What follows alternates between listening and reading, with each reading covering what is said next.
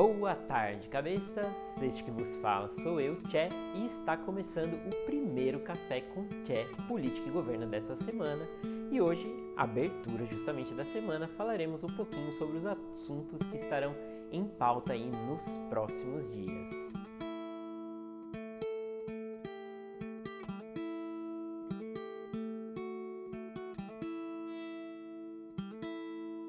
Bom, pessoal, comecinho de semana, espero que todo mundo esteja bem aí, que estejam descansados do final de semana. Vamos começar mais uma semaninha aí. Semana passada a coisa foi relativamente tranquila no cenário político, no legislativo. A gente está sentindo que o governo, o Congresso está se preparando aí para algumas coisas, se recuperando aí da semana do 7 de setembro, né, desse boom aí da crise institucional que a gente vive, né, dessa recuperação, dessa leve recuperação em relação a essa grande tensão entre o governo federal, Poder Executivo, né, e as instituições, principalmente o STF. Então essa semana que passou foi um pouquinho mais branda, vamos dizer assim, justamente porque a coisa estava sendo esfriada um pouquinho, né? Nos bastidores, porém, a semana passada a coisa foi bastante movimentada. Arthur Lira e Rodrigo Pacheco aí se movimentaram bastante no Congresso, né, na Câmara e no Senado, para começar a articular o que vai ser aí esses últimos meses desse ano em relação às pautas de projetos de lei, de PEC, de reformas e por aí vai, beleza? Estou com a minha colinha então aqui hoje para a gente falar sobre os assuntos que certamente vão aí bombar nessa semana. Legal?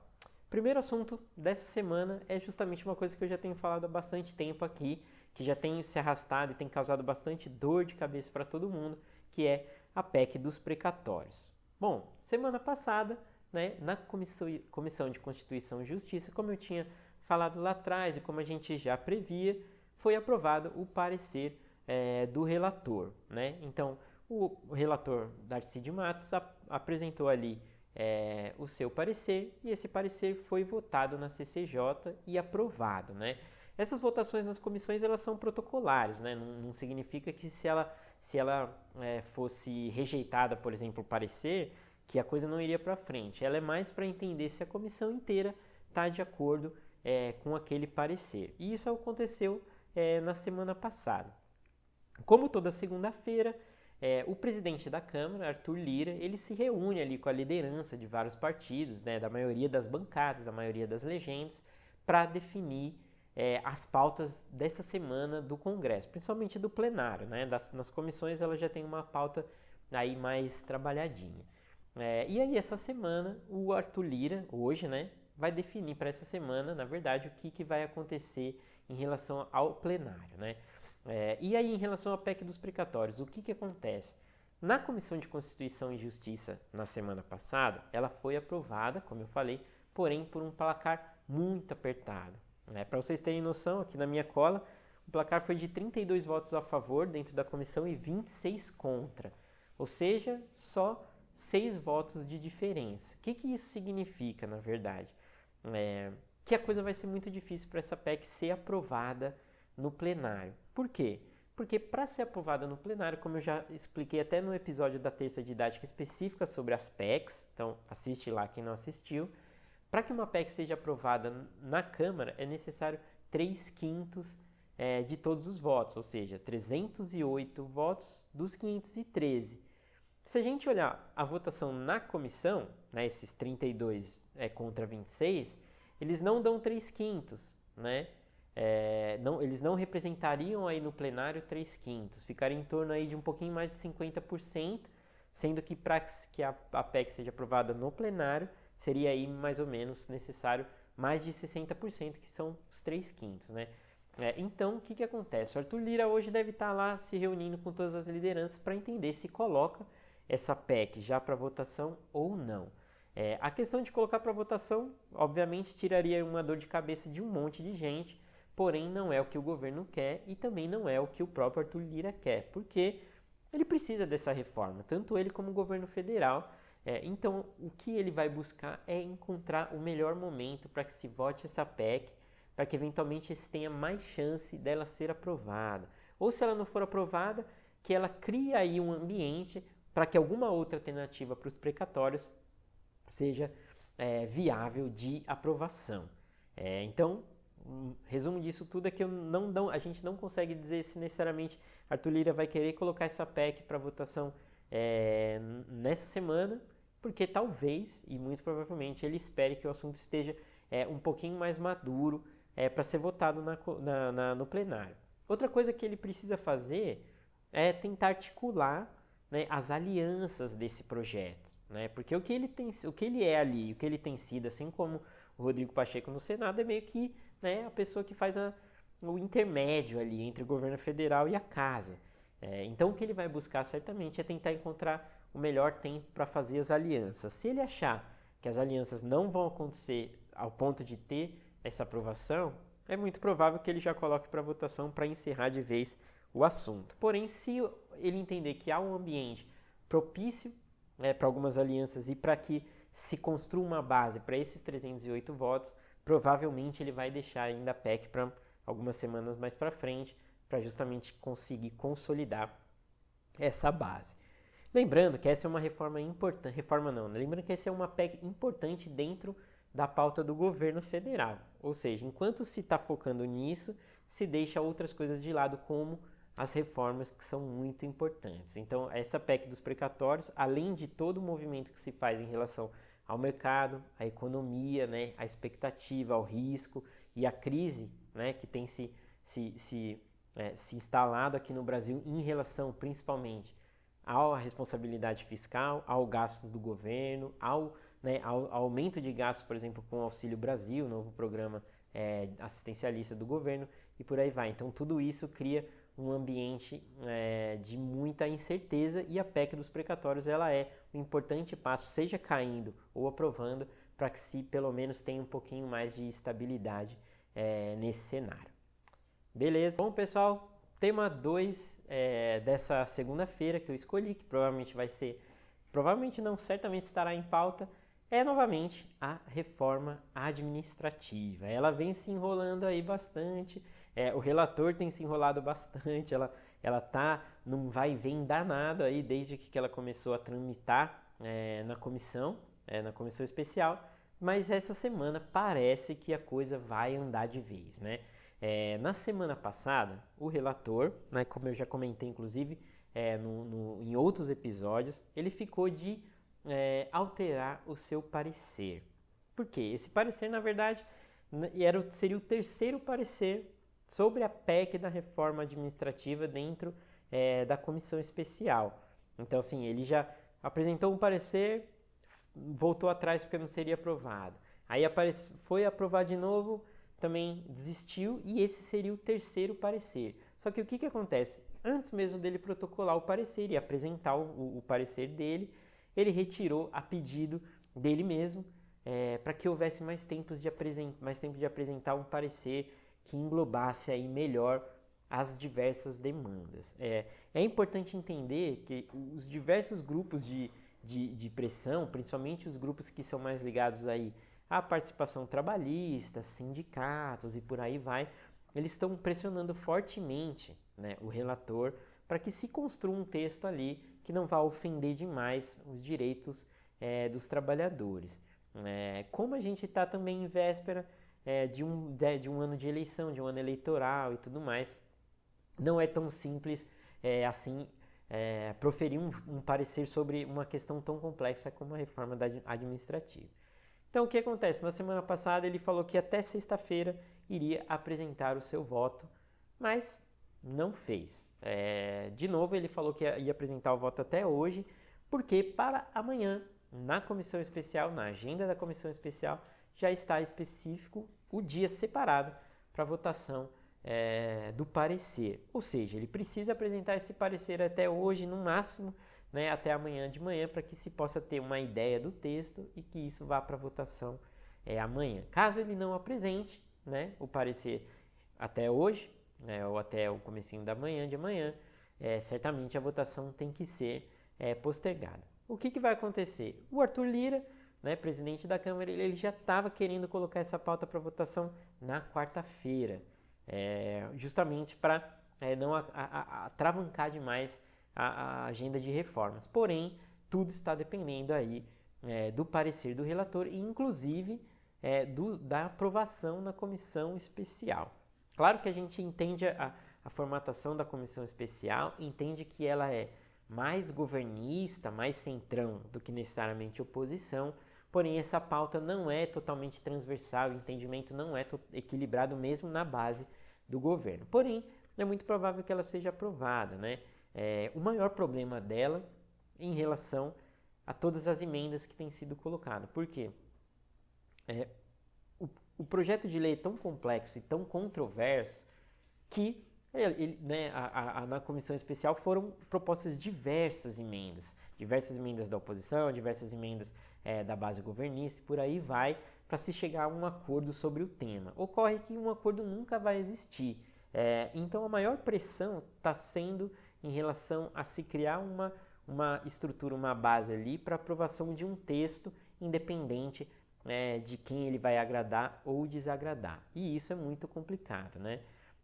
O próprio Arthur Lira, ele teme que o projeto seja derrotado no plenário, né?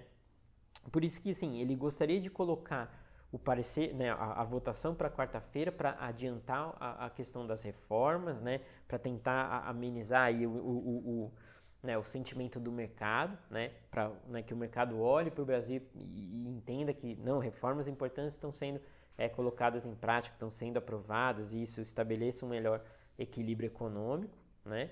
Porém, caso ele coloque para votação na quarta-feira, há um risco enorme do projeto não ser aprovado, justamente porque ele, né, pelo menos eu entendo que ele não está maduro e o fato dele não estar maduro vem dessa constante e muito grande tensão acerca do tema, né? Não há consenso mesmo na base governista, mesmo no centrão, não há consenso sobre o texto ideal a ser proposto. Inclusive, o que vai ser proposto provavelmente, né, até o final da tarde de hoje, não é nada parecido com o projeto que saiu do Palácio do Planalto. Então ele já está aí meio que um Frankenstein emendado de diversas partes, continua aí atendendo alguns interesses do governo federal, mas chega com muito menos força do que o projeto inicial.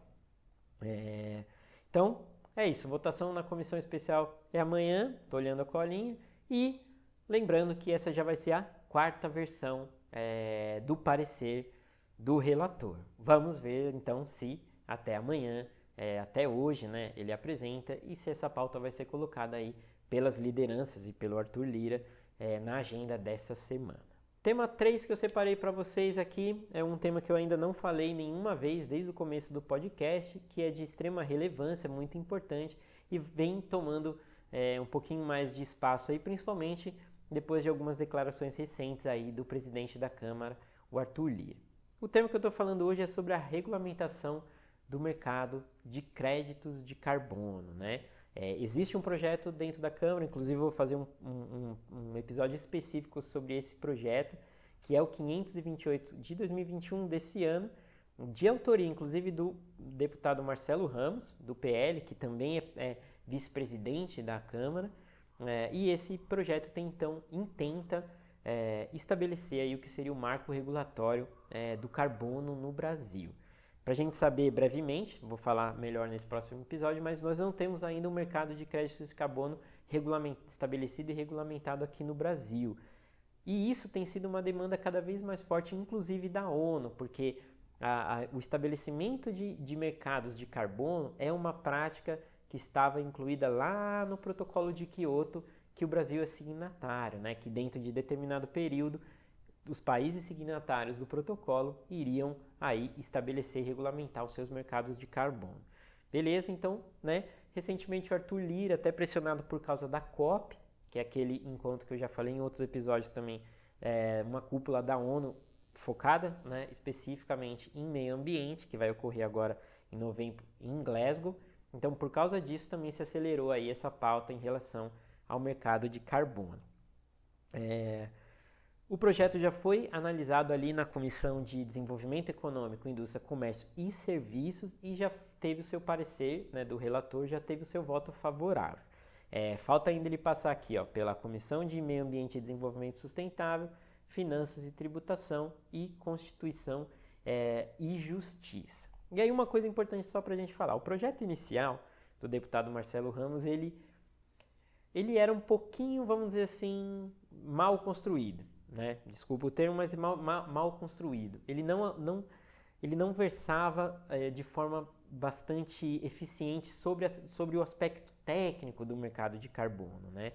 Então, logo na Comissão de Desenvolvimento Econômico, né, a primeira comissão que ele passou, ele já teve aí alguns problemas. Isso exigiu bastante articulação do Marcelo Ramos, do autor, para que essa proposta tivesse aí um entendimento. E aí a gente teve a participação dentro desse processo de uma pessoa que foi fundamental para a melhoria do projeto, que é o deputado Bosco Saraiva, do Solidariedade.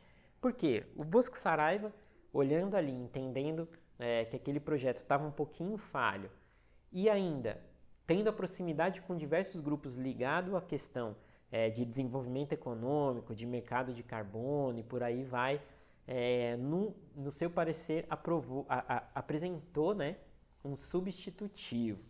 E esse substitutivo foi baseado num estudo do Centro Empresarial Brasileiro pelo Desenvolvimento Sustentável, CEBEDS, a sigla, CEBEDS. Esse centro ele é focado em estudos sobre desenvolvimento sustentáveis, mais especificamente sobre a questão de finanças, de economia, de tributação, e em relação a transformar o ambiente de negócios mais propício para o desenvolvimento sustentável. Essa Câmara, esse centro, né, empresarial, fez um estudo longuíssimo e eles mesmos, junto com o deputado Bosco Saraiva, apresentaram aí um substitutivo que seria a ideia do marco regulatório do mercado de carbono. Então a linha, para a gente não se perder, entendendo que o projeto do deputado Marcelo Ramos não era muito bom, Bosco Saraiva e o Centro Empresarial apresentaram esse projeto, né, como um projeto de marco regulatório, e aí incluíram ele como um substitutivo dentro da Comissão de Desenvolvimento Econômico ao projeto inicial, e é justamente esse substitutivo que vai ser analisado aí nas próximas comissões. O que isso mostra? Que muito provavelmente o projeto de lei que trata do mercado, de regulamentar o mercado de carbono, tem aí um ambiente muito favorável para ser aprovado e muito provavelmente até o final do ano, como disse o Arthur Lira. Por quê? Porque é um projeto muito bem construído, tecnicamente baseado em muito estudo, né? Estudo de instituições do centro empresarial que estão ali focados exatamente nisso. Temos uma pressão cada vez maior internacional da ONU, da própria COP, para que o Brasil tome medidas em relação ao desenvolvimento sustentável e não entrando no mérito se mercados de carbono são bons ou ruins, se eles funcionam ou não funcionam, mas sim eles são um indicador de que o país está tomando algumas medidas sustentáveis, vamos dizer assim. Então ele é importante para isso. O maior desafio que esse projeto de lei vai ter é de encontrar um equilíbrio entre a indústria, né, e o próprio Centro de Desenvolvimento Sustentável. Porque, obviamente, a indústria não quer se sentir muito prejudicada dentro desse processo todo. De todo modo, é necessário também que exija-se assim, que nós tenhamos, né, uma legislação, uma regra, uma regulamentação eficiente, né, e não simplesmente um marco regulatório do carbono que na prática não vai funcionar. Beleza? Então, como eu falei, ele ainda vai passar por mais 3 comissões, mas dada aí a urgência da COP, do Arthur Lira, né, do próprio Marcelo Ramos, que tem bastante influência ali, né, na cúpula da Câmara, é muito provável que esse projeto vá tomar uma escala maior e talvez seja aprovado até o final do ano. Existem aí rumores de que seja solicitado inclusive a urgência desse projeto de lei por causa da COP, e aí entrando em regime de urgência ele não vai mais passar pelas comissões e pode ser votado diretamente no plenário. Se eles entenderem que já há maioria simples no plenário, é capaz de solicitarem um requerimento para urgência. E aí esse projeto vai ser votado aí até o final do ano.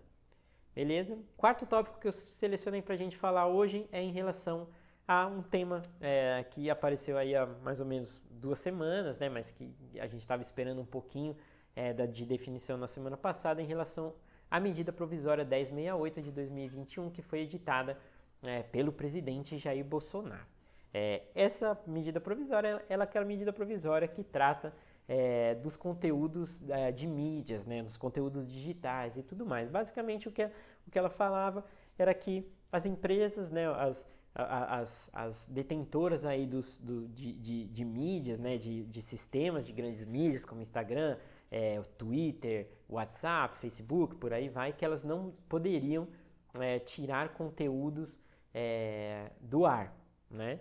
Por quê? Isso, obviamente, tem a ver com a questão das fake news. Então, o que a medida provisória, mais ou menos, estou aqui traduzindo para você, né? Mas mais ou menos o que ela dizia mesmo se alguém estiver colocando fake news ali na internet, essas redes não pode tirar, a não ser por medida judicial, né? E assim sim. O que acontece?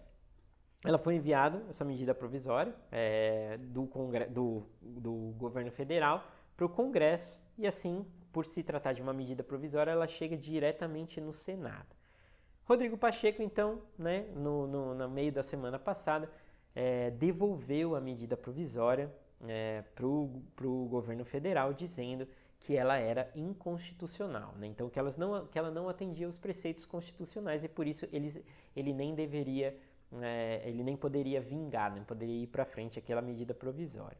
E isso é verdade, né? Dentro inclusive do regimento interno existem ali, né, os preceitos e mais ainda dentro da Constituição dizendo quais são as possibilidades de edição e publicação de uma medida provisória. E obviamente não está ali tratar de conteúdos como esse. Então, o Palácio do Planalto, né, tendo essa negativa do governo federal, tá ali, do presidente do Senado, está ali articulando um movimento para colocar um projeto de lei na Câmara. Ah, mas isso aí não é a mesma coisa, né? Mas bom, vai tramitar da mesma forma. Não, a diferença é que não, uma medida provisória é uma coisa e um projeto de lei é outra, né? Então, o que o Rodrigo Pacheco disse ao negar, né, ao devolver a medida provisória foi, o tema de que se trata essa medida provisória não pode ser tratada como medida provisória, e sim como um projeto de lei. Se quer tratar desse assunto, tem que ser um projeto de lei e ele vai iniciar na Câmara.